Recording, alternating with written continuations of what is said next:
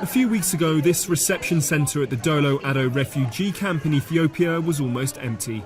Only a handful of famine-struck Somalis were crossing the nearby border to seek help. But now hundreds are coming every day. Muslimo and her 8 children arrived after a 5-day walk. We've been affected by the severe drought and then the fighting, so we had to come here. The Kenyan army invaded Somalia 2 months ago in response to attacks on tourists and aid workers near the border. Ethiopian troops have also crossed into the country to try and bring stability to a region which for decades has been in the grip of a civil war. Ibrahim Mohammed arrived 4 days ago. He comes from the southern Bakul region where famine was declared earlier this year. Thousands died, many more fled, but he stayed and managed to keep some of his livestock alive. But when the Islamic militants Al-Shebab took his remaining camels, he had nothing left, so decided to flee on foot.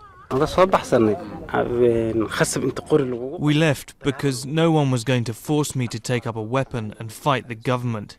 They tried to persuade us to join their militia.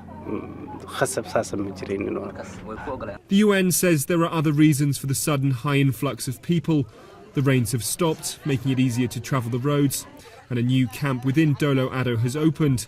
But although some people have moved in, it remains unfinished, and thousands of people are forced to camp out for months at the transit centre. The land in that camp is basically bedrock, and digging latrines has proved extremely difficult. But once all of our machinery is in place, we expect that we can develop the camp quite quickly and be ready for continued or greater influx. The drought might be over in Somalia, but the fighting is continuing to displace people from their homes. And whilst the Somalis at the camps are now safe, many more inside the country continue to face an uncertain future.